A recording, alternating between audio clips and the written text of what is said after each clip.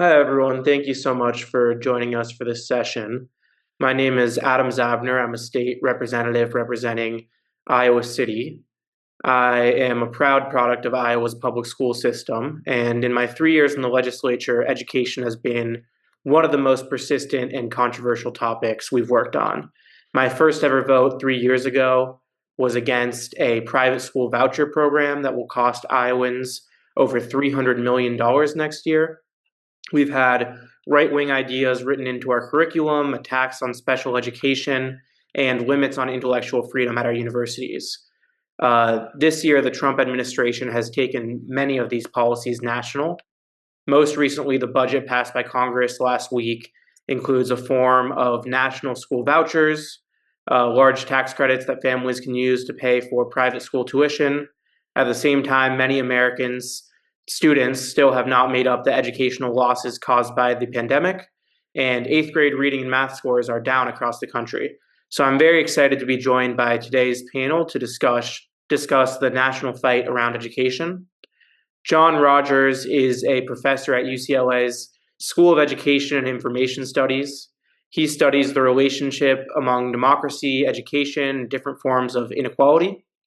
Laura Pappano is an award-winning journalist and author of the book School Moms, which examined how public schools have been dragged into the culture wars.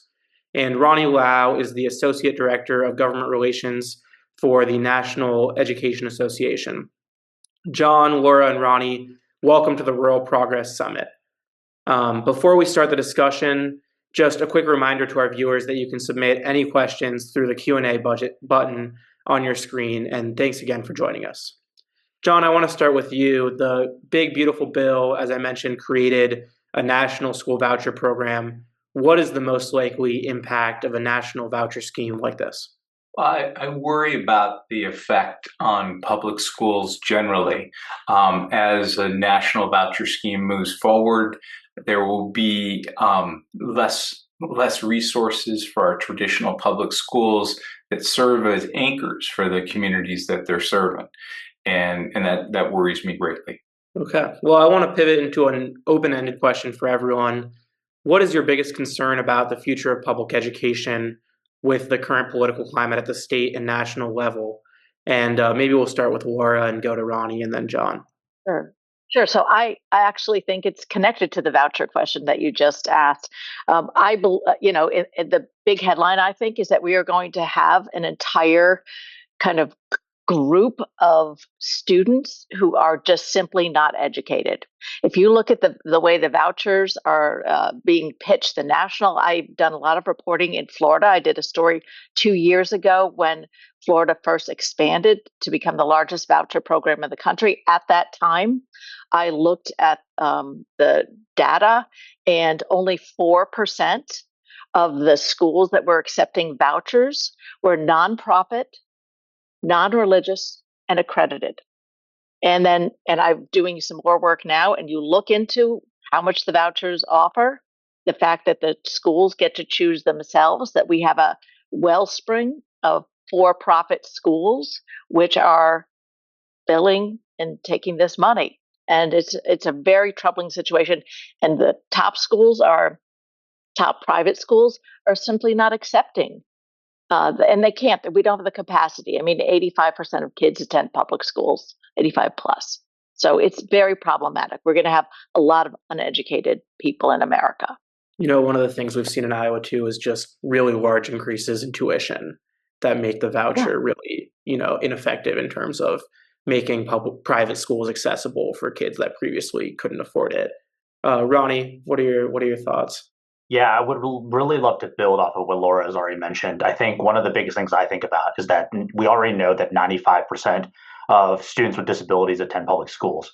And so when we talk about, this historic divestment and with this new voucher program, it's only going to worsen and exacerbate for those types of students out there. And so I greatly, fear for what's going to happen to those students that have mental health needs or physical disabilities that are no longer going to have the investment to the needs of what they need to succeed. That's something that becomes top of mind for our members, for all parts of our leadership at NEA. And it's only going to worsen, especially in hard to staff regions, especially in rural areas out there. And when we're talking about this national voucher program too, I always like to emphasize that, there are no private or private schools out there or charter schools out there Mhm. for any of these rural and southern communities. So where it actually harms the most is actually for those schools in the South and in rural areas because they actually have nowhere to send their children other than to public schools. And so by divesting all that funding over to some of these institutions, there's not going to be a choice for any of these folks. This is only going to continue to exacerbate and provide benefits to those who are already rich and the wealthy. This is actually not something good for rural areas in that degree. So I always like to emphasize that. We're only going to see that to get worse with this new national voucher program. One of the stats that always stuck with me when we passed our voucher program in Iowa was it was something like 20 Republican legislators who voted for the bill that didn't have a single private school in their district. And it would be really interesting to see those numbers in terms of, how many private schools are actually in the districts of the folks who voted for this. And even when the private schools are in the district, you get a $7,000 or $8,000 voucher, and it costs $13,000 to go, and they don't cover transportation. Some of them don't cover meals. Some of them don't, uniforms, supplies. It goes on. John, what are you watching? Yeah, I mean, the easiest way for me to make sense of the threat of the current moment is to take us back 5 years from today. I conducted a national survey of high school principals in June 2020 about their efforts to lead during the initial COVID lockdown. And in those uncertain and frightening days of spring 2020, American public schools played a critical role in sustaining communities threatened by a deadly virus and economic shutdown. Educators across the United States supported widespread efforts to meet the health and social welfare needs of students and families. Many schools distributed meals to students and family members, provided mental health counseling, helped students to navigate the healthcare system, and they sought to shore up housing insecurity. The early days of the pandemic reminded us that public schools contribute to our collective well-being. At their best, public schools are community schools that convene and connect public services, weave together the broader community, and foster social trust and understanding. Unfortunately, after those early days of lockdown, we've seen the clamor of angry and frightened voices that are amplified by conservative media, and they drown out the valuable lessons that we might have taken from those early days of the pandemic. And so my recent national study of superintendents from last summer found that these conflict campaigns have cost districts billions of dollars in additional security, staff turnover, additional legal fees. And those fiscal costs pale in comparison to the loss of public trust in our public schools that's led to the voucher enhancements that you just been mentioning. I also want to talk about the Department of Education. The Trump administration appears to have delivered on a longtime conservative goal to destroy the Department of Education. What will the loss of the DOE do to rural communities? Yeah, so one of the things, of course, is that they argue that they're trying to strengthen, education writ large, right, nationally. But in reality, the things that we're seeing, whether they're cutting funding and really exacerbate the ongoing needs for our classrooms, right? The things that we've been successful in tackling larger class sizes, tackling chronic absenteeism, all those things are going to get undone because of what they're doing at the Department of Ed. We know that there's going to be larger class sizes. We know that funding is going to be diminished to those things that support those students with disabilities I mentioned earlier, mental health programs and those services are provided for those students. Those things are going to go away. And now most recently we saw, what they're trying to do in terms of potentially, injuncting funds from getting to school districts. And by enjoining that funding, we're going to see things like access to a well-rounded education and after-school programs are all going to no longer be available. Even in critical things that this administration tries to tout their support for, like trade skill building programs, those things are going to see loss of fundings in a number of different ways. So we have tremendous concern in terms of what this leads to and what this is going to end up in down the road for students. A couple concerns I have relative to rural communities. One is that some of the most vulnerable families will have nowhere to go. When their local school officials are acting in ways that undercut their rights, and when other students are acting in demeaning and hateful ways towards their classmates. The Office of Civil Rights basically has been entirely thrown away. And so in rural communities where there are no lawyers or other nonprofit organizations to turn to, the Office of Civil Rights has played a critical role. They no longer can play that role. The second thing that I'm really worried about is the evisceration of Title II. That's the program that has been supporting the ongoing development of teachers and school leaders. It's provided critical help to rural communities. I know in California, we have something called the California School Leadership Academy that's been working with communities across California, particularly rural communities, in helping them think through what do we need to do to support transitional kindergarten as it's been brought into the K-12 public education system, and how can we make sure that that transitional kindergarten is high quality, is serving the broad community. That's just been washed away as Title II has been washed away. Laura? I think of the DOE as providing a kind of frame because local education education is fundamentally local. It's, communities, it's states, but the federal government, as both Ronnie and John have mentioned, provides this kind of guide so that, students are protected, laws are followed, that there is recourse. What I worry about is that we get this situation where it's just the whim of the day directs how our education is going to look, and that people will not have support or recourse. I look at some of the rural communities that I've covered and written about, and they rely heavily on the kind of expertise, the guidance, the programs. I mean, in most places across America, only 8% of the budget comes from federal sources. On the other hand, in other communities, in rural communities especially, it's dramatically higher. And that money is often tied to requirements in order to get that money. And the Obama administration was very effective in kind of putting forward some of its programs by incentivizing using federal dollars. I do worry about what we are going to blanket incentivize or, on the contrary, not incentivize. Ronnie, numerous studies have shown that Head Start provides a tremendous benefit for students. We've seen in recent months that the Trump administration is often illegally withholding federal funds that make these programs possible. Who stands to benefit from killing Head Start, and what will Americans lose if it's gone? Yeah, Adam, I'm really shocked by this because honestly, there's really no brilliant answer about who actually benefits from what they're trying to do right now. But what we do know is that students in our future is going to be directly harmed by this, right? And I'm glad Laura kind of talked about how the Department of Education and how federal funding plays into play for public ed from K to 12 into higher education. But for pre-K, it's really unique in the way where it is deeply reliant on federal dollars in terms of providing this type of education to early childhood students. It's primarily because of the mixed provider system, and it's not a universal program like we see in the other areas of public education. And so with that said, we've already seen these disruptions that are already occurring by this administration and their efforts of leading to closures and boarding up of already early childhood classrooms. We're already deeply seeing how this is affecting to worsen the lack of access to early childhood education, and it's only going to get worse because of this. And even on top of that, too, we touched a little bit about the Department of Education and what they're doing to shore up and close the department. We've already seen 5 out of 12 of the regional offices that lead a lot of Head Start implementation already close up based on this administration's priorities. So, like I said, I think this is a fundamental attack on our nation's future, and I'm not sure who actually benefits out of this.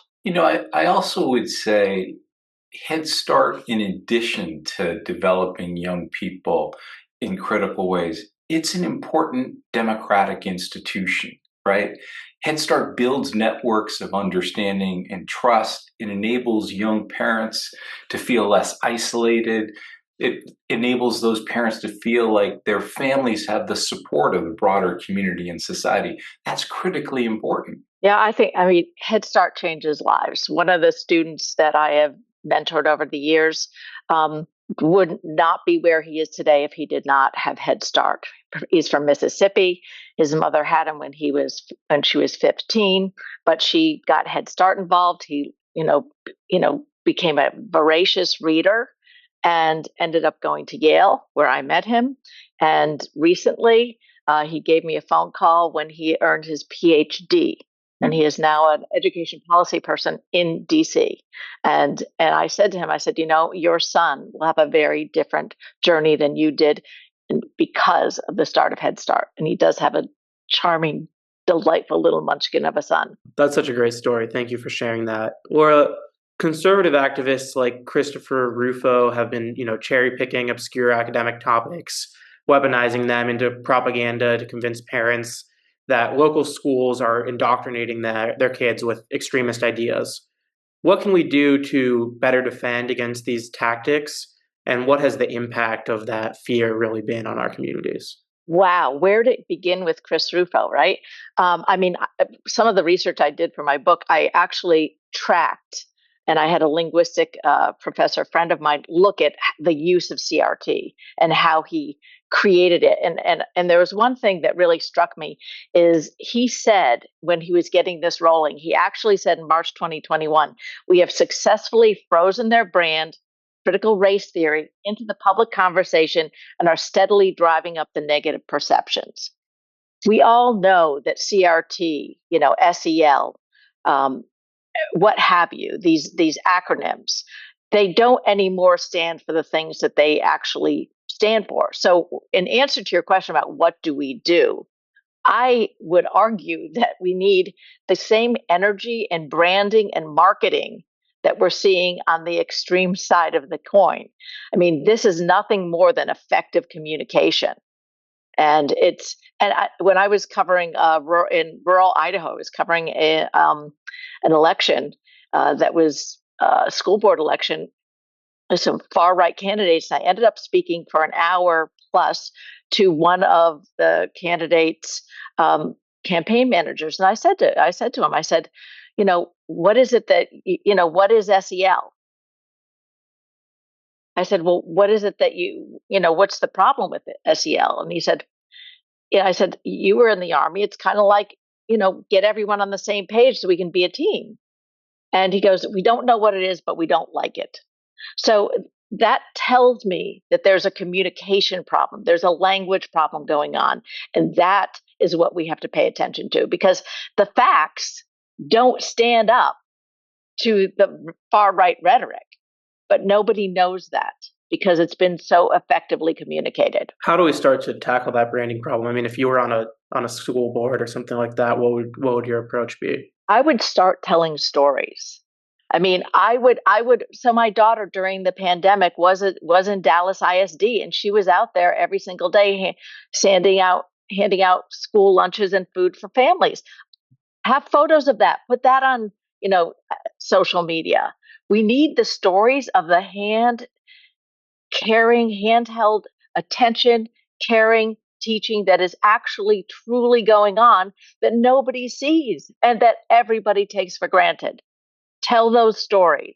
That's so powerful. I will say, one of the few silver linings of Iowa's voucher programs, in my view, has been seeing our public schools become more proactive about sharing, the incredible outcomes that they create for students, knowing that they have to compete. And that's been really wonderful to see them, get out in front of this and share how, really world-class our public schools are in this state. And we need actually, you at the top of the program, Adam, you made the point that this is a national issue. We need a national, language, hashtag, conversation, to a campaign to really talk about what it is that people are doing in public schools every single day. Can I just jump in and say, I agree that there's a communication problem that public schools have, and that Christopher Rufo filled in that space. And he kind of found the three words, critical race and theory, that were most scary to a public that was feeling a lot of fear. But I also would argue that public schools need to do a better job of including the broader community, engaging them in ways where members of the community feel like they have an authentic say, and they're not just being sold what public schools are doing. I think the best of educational leaders do that well, but many educational leaders have acted in a defensive way, and that's opened up space for some of this critical analysis to have ground to grow. John, I think just building on that point, I mean, what you saw with Moms for Liberty, right? Schools are communities. And what we're seeing that just riven apart. We're seeing it broken. And I mean, I can tell you that when my kids were in school, I never knew what anyone's politics were. And it didn't matter. I didn't care. Nobody cared. But right now, people are lining up. And what is so powerful is that people are gathering people on teams at the local level. And, there are moms stepping up equally to gather people. And you know what? They're enjoying this community building. I've sat in rooms and I said, you guys are exhausted. You're working hard. You're trying to organize, but do you enjoy it? And even though they're exhausted, they have created this powerful community. Now, I've also listened to the Moms for Liberty podcast. And what I've gotten from some of those is that there are people who are brought into that circle who aren't necessarily true believers in every aspect of their, campaign. And yet they feel they have quote unquote friends and people that are like family. And we have to remember that schools are about connection, and that that connection ground up is what is going to bring us back. Yeah, that's such a powerful message. I mean, I think about my first job as a campaign organizer, spending time up in Plymouth County, Northwest Iowa. And one night, I'm out knocking doors, no one's home, like 20 houses in a row. And I finally drove past the school. It turned out there was a volleyball game. And literally the entire town goes, right? Because that's the community center, that's the entertainment. It's so meaningful to people. And so finding a way, I think, to turn that into momentum for actually supporting our public schools is really important. And unfortunately, I think we also see a disadvantage, right? Like where the private schools can organize more explicitly around the families who are sending their kids there, right? Ask families to send letters and call their legislators and support these voucher programs. Public schools obviously can't really do that. And so there's sort of a structural disadvantage there that I haven't really figured out what to do with. But I think, Adam, that you're pointing out something really interesting, which is that public schools may need to operate a little bit differently than they have in the past. A long time ago, they were virtually the only game in town. And, when we talk about competition, I really don't believe that vouchers create academic excellence or competition in any way whatsoever. But what they do is they do make public schools need to think a little bit differently about how they communicate, how they gather, how they frame what it is that they're providing. We talk about, everyone just focuses on the test scores, right? How are we performing? But you know what? As you just pointed out with that volleyball game, and there are so many communities where everybody shows up for whatever it is that the school is doing. And the question is, I look at the potlucks in a school that I support, everybody shows up for that. So how do public schools rather kind of officialize that job, right? Not just like lean on the PTO to do it. My daughter would always do popsicles on the playground every August and bring everybody in. I know a lot of schools do things like that, but how do we make it truly part of the job? Because private schools do that and it's part of their, fundraising, right? It's part of their philanthropy. Maybe the philanthropy for public schools is building community and allegiance and support. For all, right? I think that's what's different from private schools. The brand of public schools is democracy. It's about serving everybody. It's about enabling members of the community to see the strengths and virtues of people that are different from them, and that they can learn from other folks that are different from them, and that we all can work together and build a shared future. Private schools can't do that.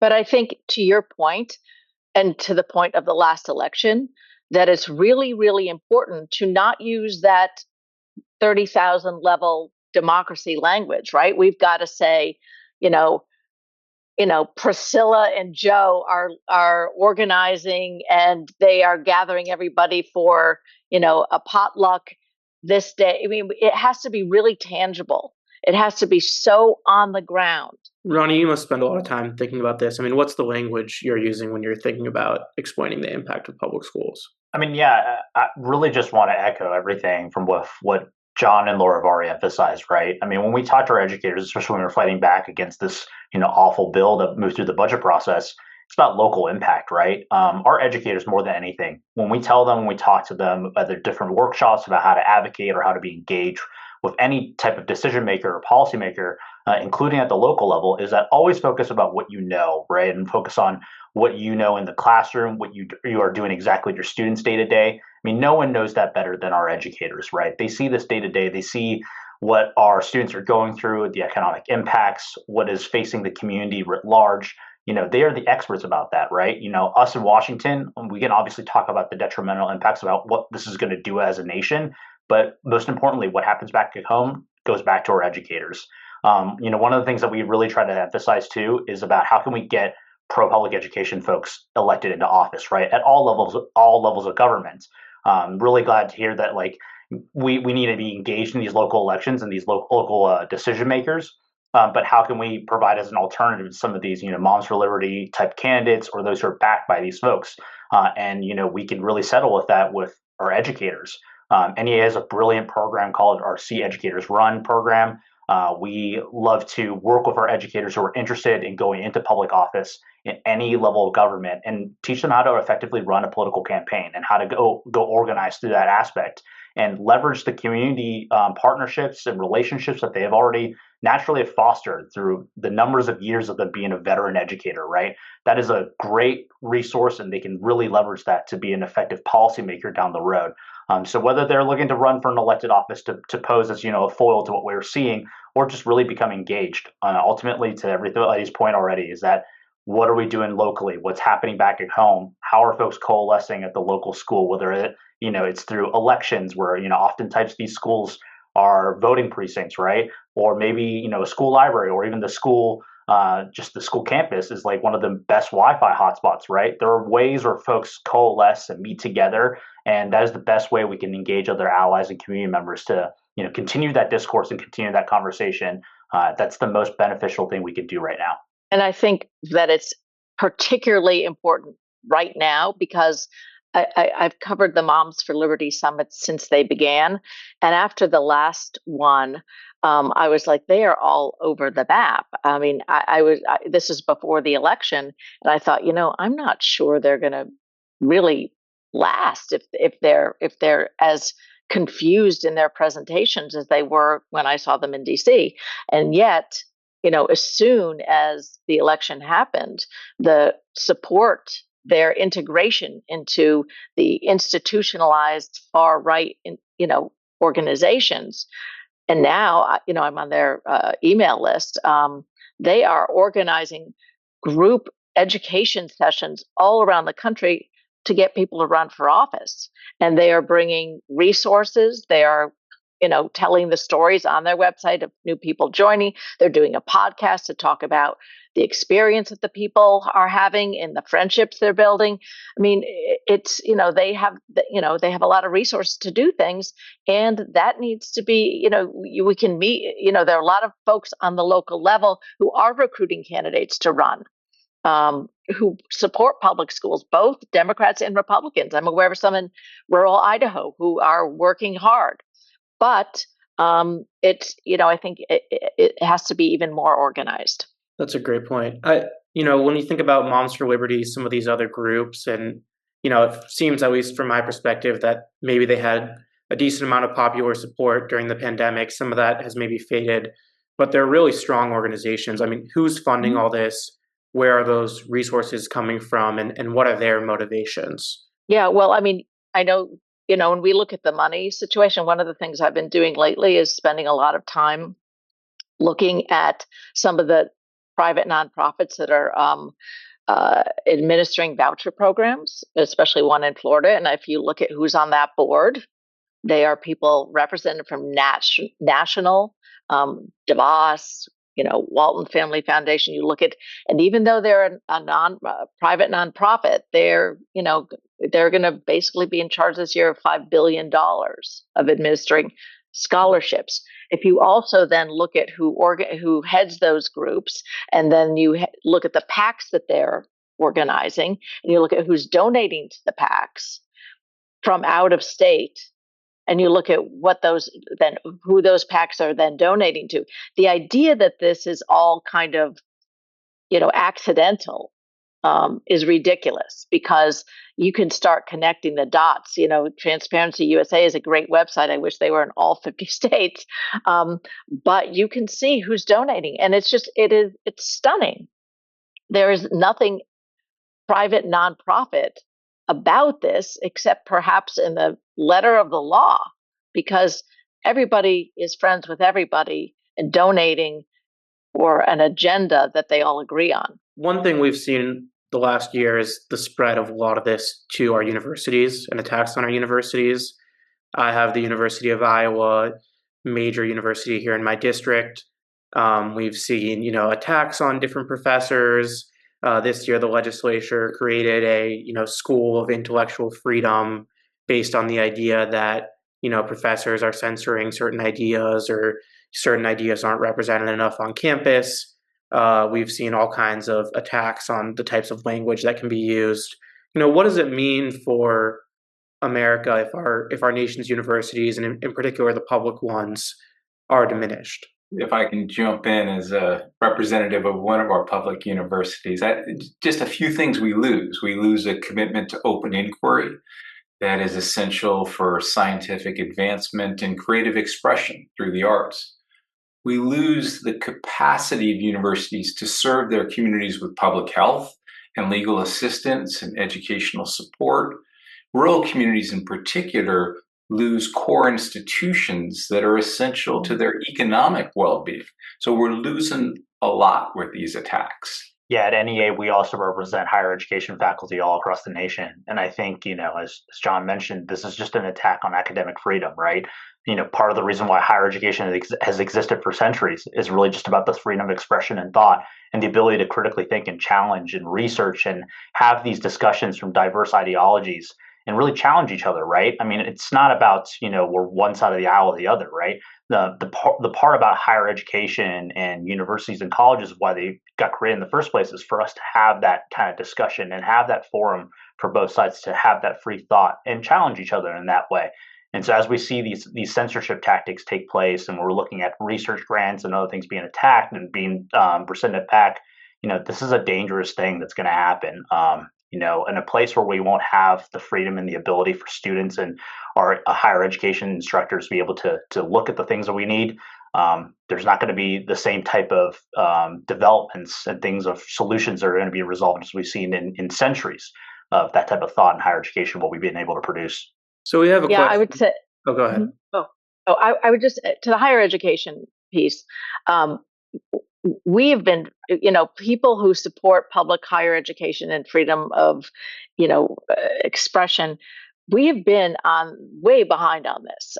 We have been playing from behind. I remember doing stories for the New York Times back in 2017, where I interviewed a teacher in Arizona who changed her course, the whole course, so that it wouldn't reflect things that were controversial, because she was afraid of being attacked by, students secretly, videotaping in class.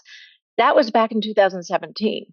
And this has been slowly happening, the whole value equation, right?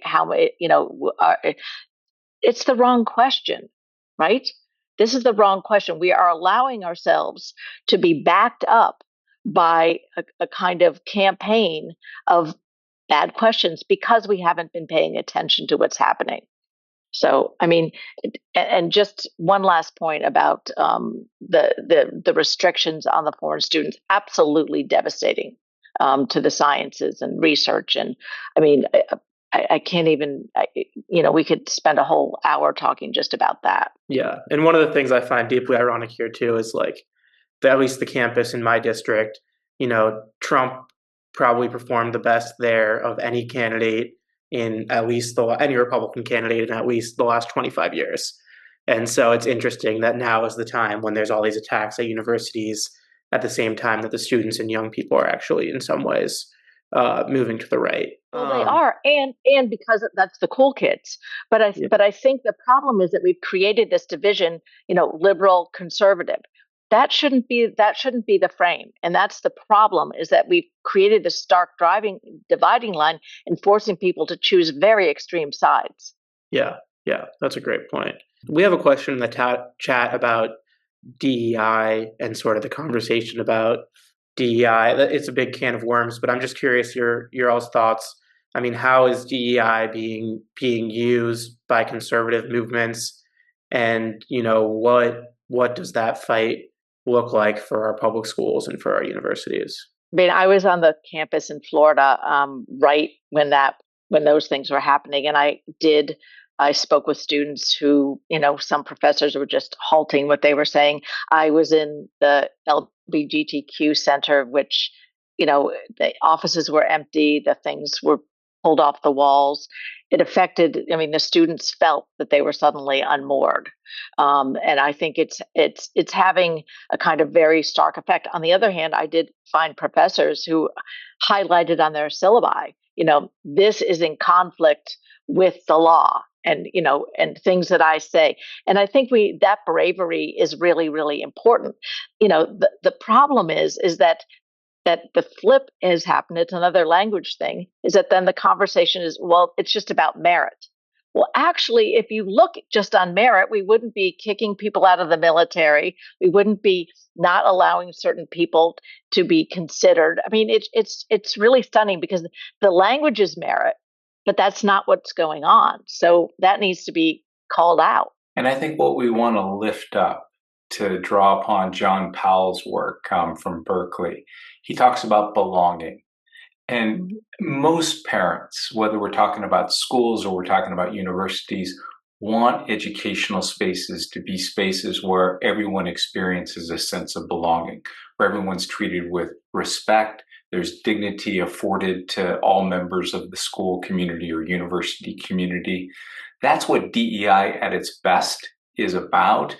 We may need to shift our language, but we need to hold on to those core values, because those are values that are deeply and fundamentally about what is best about our country. I think it's become a little bit of a game.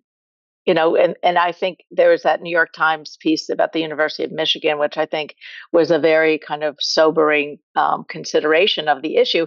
And, having attended some of these trainings myself, I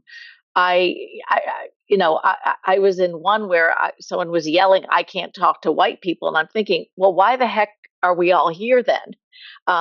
So I think there is, and I understand that some of that is out of frustration. But I think that we have not done a good job of navigating and balancing. We kind of go, take a while, then go all in, and then go, we lose sense of, where we are and who we're with. But I think John is absolutely right. I mean, I just did a piece about a student who was, low income Black woman who didn't know she could do research. And at the University of Minnesota, because there was a DEI program, got into research. She's now a PhD candidate at Stanford. I mean, it's very important for people to feel they can belong in a very competitive, complicated space. And we have to figure out how to do that without making it some kind of a trigger word. And just to build off of, being seen and being heard, I mean, John mentioned about how students need to be seen and heard in that way, where one thing that this agenda ignores is that our classrooms are becoming increasingly diverse, right? The population for what this country and who this country comprises of is going to continue in the trajectory where no longer is going to be a white dominated country. And so how can we reflect that in terms of the makeup of our classrooms? So everything that we're seeing right now against, anti-DEI and the campaigns against this is completely ignorant of the fact of what we're seeing in our classrooms and how this is going to continue and fundamentally change in terms of the makeup. And we have to reflect that in some shape or form. And if I can just add one last thing, social change is hard, right? It's hard to deal with demographic change. It's hard to deal with changing mores around how people think about gender identity. but it's critically important. And we need our schools and our universities to address these issues so that we don't respond with fear and violence and othering, which is what the conflict campaigns of Moms for Liberty and much of the Republican Party is about right now. I mean, if you look at the percentages of students of color, which you've just pointed out, I mean, it is dramatically higher. It's going to get dramatically higher. And you know what? We need every one of them to be educated, to participate, and to be part of our society. That's a great point. I kind of want to ask, it seems like one of the most frustrating things to me about our current conversation around education is we're sort of talking about, what we talked about in the last 40 minutes. And what gets lost sometimes is actually the performance of the students. What are things that schools can do to improve outcomes? How can we make sure that, kids in the United States are actually getting quality education? How do we shift the debate back in that direction? And what are some of the policies you all are seeing, in states or at the federal level that actually matter for improving outcomes for our kids? I'll start by just talking about what I mentioned earlier about chronic absenteeism, right? I think, we've made some strides and waves in addressing a lot of that because we have to think about what keeps a student in the classroom in the first place, right? If they're not showing up, then they aren't the ones being able to benefit and learn and continue to progress academically, right? So we have to think broadly about, what is it that allows the student to feel seen, to what we were talking about earlier around DEI, but also just what keeps them going, right? What motivates them? And a well-rounded education and the services that we can provide, that there's a conduit of different things that a student can experience in terms of programming or curricula is so essential in that way. This was a big tenet in, the Every Student Succeeds Act, which was the most recent reauthorization of the K-12 bill. That was a big tenet of making sure that there was across the board, whether you're interested in music and arts education, whether you're interested in career and technical work, whether you want to be a mathematician or become an engineer, all these things were available out there. And that was the goal, and be able to fund a number of these programs and courses and rarely have the universal, challenge of trying to make sure that this is available for every single student to have a diverse curricula in that way. And so by doing so, we can engage students in a number of different ways to keep them in the classroom and keep them, just readily engaged. Because sometimes that's all they really need to do is just show up at day one. And then once we do that, we can center on in terms of helping with that academic achievement. But we have to get them in there in the first place. And so as we see these attacks, as we see, the divestment in public ed and rescinding of funds, it's a dangerous slippery slope at taking away these services, taking away, the diverse curricula that we're able to provide for these students. I would also add that, I mean, school, adults often talk about school as kind of acting upon students, meaning that, the academic inputs and then we'll get some outputs. But school is fundamentally social. And you don't, you are not teaching a subject, you're teaching students. And students are spending time with one another. And I think of so many times when I love interviewing kids and in classrooms, in schools, they're not there because they're like hungry to learn Algebra 1. They're there because they want to see their friends. And one of the things that I worry is happening is that we've created so much policing of students in schools. We are not letting them make mistakes on their own, out of the view of parents. I mean, the dumb stuff that we have all done, I was listing it to my family this past week and something, and they're like, "Oh my gosh, you did all that dumb stuff, really, Mom?" It's like, yeah. And it's because you're hanging out with your friends, you learn from them, you learn because and you feel connected. And that connection is what allows people to then learn. And I worry that a lot of the parental rights laws that we're seeing, where things have to get reported to parents, like, "Whoops, this is going to might be discussed," or this might. I mean, it's ridiculous. And I interviewed for a story, interviewed a dad of 7 in rural Idaho who made the point to me, and he was very conservative. And he said, "But I don't worry about my kids being indoctrinated." He goes, "I am enough of a parent to them that I know that they are going to hear what I have to say, and that they're going to, if there's something that confuses them, we're going to discuss it." And I think that, when I look at the young students that I mentor in a journalism program, the school this year got Yonder packets to put phones, and I think that was a big theme in a lot of schools is taking away the phones. They were all really upset before it happened. And, the video story they did interviewing students ahead of time, could not have been more biased towards keeping phones. On the other hand, after it happened, there were people saying, I'm talking more with my friends. I'm hanging out, playing at recess instead of just sitting there on my phone. And, we have to be the grown-ups. And maybe we have to say, there are certain ways in which we are living as a society today that are hurting our ability to make schools the connected communal center that they need to be, and that the learning then comes after that. I would quickly point to two policies that I think are really promising. One, NEA has championed, which is community schools. It's an idea that's been around since the origins of public schools in the United States, but gets lost. That schools need to be centers of their communities. They need to be places that social services, healthcare, community well-being is centered at. And I think rural communities do that well already, but I think we can add to that role of schools in servicing the broader community. The other point I would make echoes something Laura said, which is I think we need to create more opportunities for young people to share their voices and to be heard. At a moment when democracy is under threat, I think young people are the best conveyors of messages about why democracy matters. I followed very closely the walkouts that young people engaged in February, talking about immigrant rights.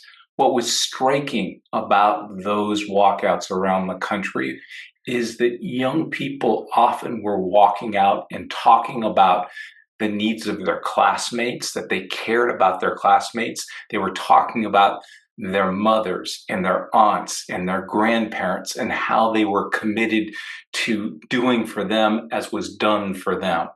That sort of solidarity is what we need to reclaim, and young people are our pathway to do that. John, I would add one of the things that I do in my mentoring is we run a journalism program, eastrockrecord.org, if you want to check out the stories. And it's kids in grades 3 through 8. And I don't decide what we write about. They decide what they write about. And guess what? I learn from them what's going on. One of our lead stories was about immigration.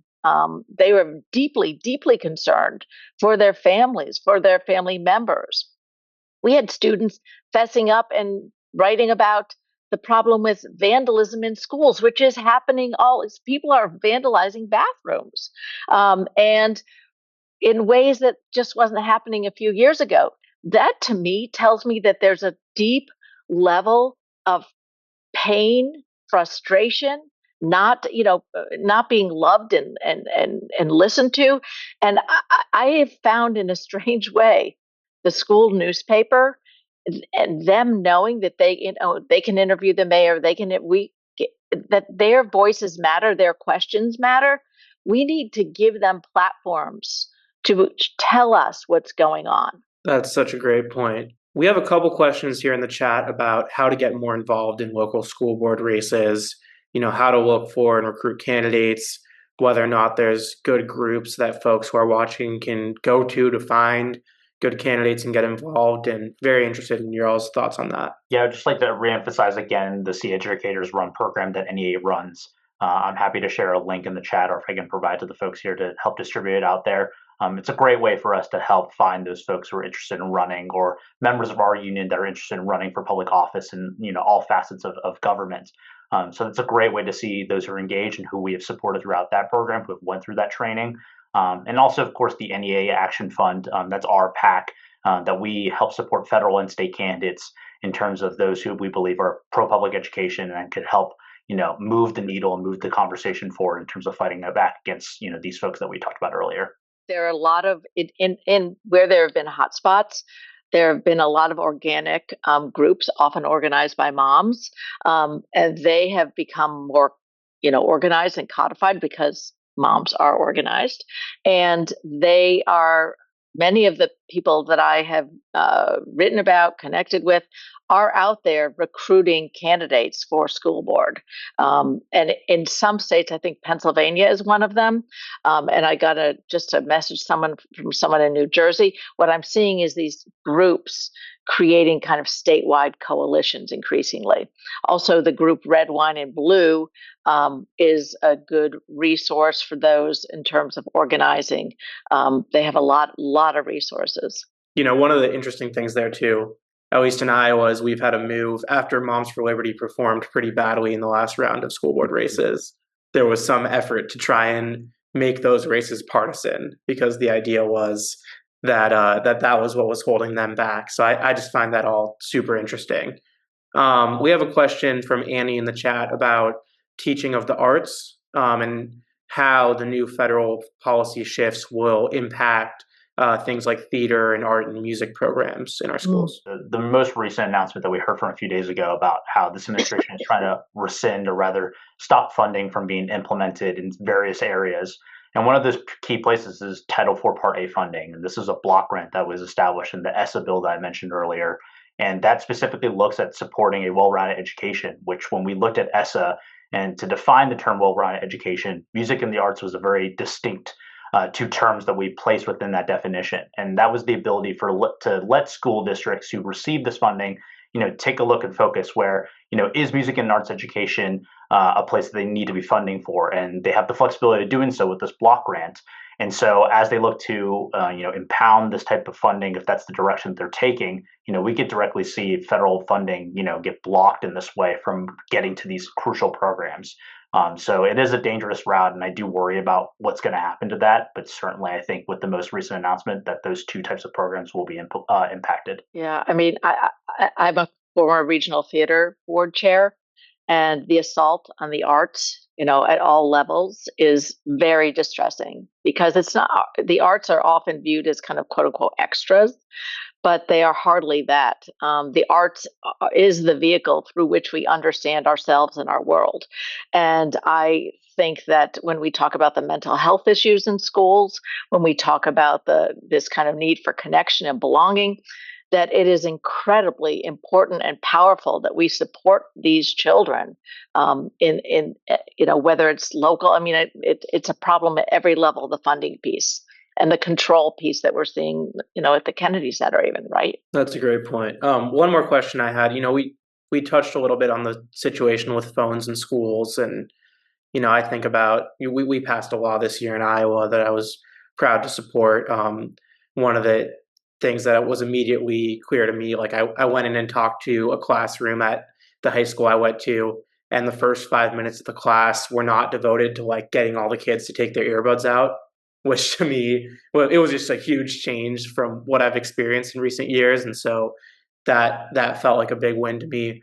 But I'm curious more broadly, given what we're learning about technology and young people, how you all think about what's happening in our schools, whether we should be reassessing one-to-one programs with, giving every student a laptop and stuff like that, and just, what the state of play is there. I think kids need laptops. When I first started doing the journalism program, people would write out their stories and then I would have to go home and type them. Now the kids write on a laptop. I can't really think without a keyboard. On the other hand, I think there is way too much technology, and the one-to-one can be useful, but I think ultimately it has to be very strategic and limited. I really, as someone who's watched education for over 30 years, the most powerful things you hear from students are about the relationships with their teachers and their students. So yes, technology can be helpful and strategic, but ultimately it has to be about the relationship. And and I'm not. I think we probably overuse the technology in classrooms. So it's about the relationships, absolutely, and it's also about what sort of work we want young people to do. If schools are about simply taking in information from teachers, laptops are not particularly useful. Paper and pencil is not particularly useful. Like it all is boring, and it's all stultifying and isolating for young people. What young people want is to participate in activities where they're inquiring about questions that they are not yet certain of, where they're engaging in creative work, where they're collaborating with fellow students, figuring things out, identifying ideas that have not been thought of before. Technology can be useful for that, but then it's a tool towards something bigger. And that's what we need to focus on. Yeah, my kids in the journalism, they love sometimes writing together, right? Yeah. So, get a Google Doc and do it. On the other hand, we do have to pay attention to AI. And I did get a one opinion piece that was clearly a chat GPT generated. And so we had a conversation. But, that is going to be part of, we all use, we all search and use that information. I think that conversation has to be part of things as well. I want to just ask with my final question, what is maybe one thing that's happening in the education space, whether it's through this big, beautiful bill or federal changes that you just want to elevate, people might not know about? And then what's maybe one, not enough talked about reform that you are thinking about that you'd like to see policymakers implement? And we'll try to do it as like a lightning round. Okay, I'll go really quickly because I am obsessed with the worry about vouchers, and I think we need to not only look at what the legislation says, but how and who is administering it. I'm sitting here in Los Angeles, and I'm deeply worried about immigrant communities and young people and families who are under attack on a daily basis in parks, in schools, in their communities. And until that threat goes away, we're not going to have quality education, because you can't have quality education in an environment of fear. One thing that I would love to touch on is the higher education aspects of the bill of the bill that just went through. One thing we didn't touch on is just the access and what it does to stifle some of that.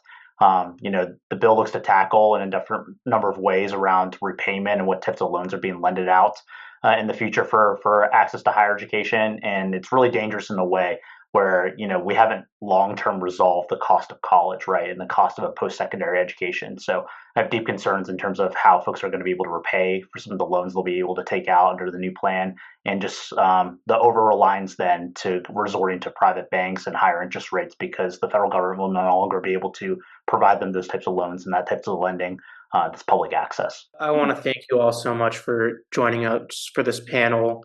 I thought it was a really interesting conversation, and I'll just end by saying, the logo on my campaign sign is literally the bell tower of Iowa City High School, which was a WPA project under FDR and one of the most beautiful public schools in the country. And so we really can accomplish great things in public education when we work together and make investments. And we definitely talked about some challenges, but I'm leaving this panel feeling really inspired. So thank you all so much for joining us today.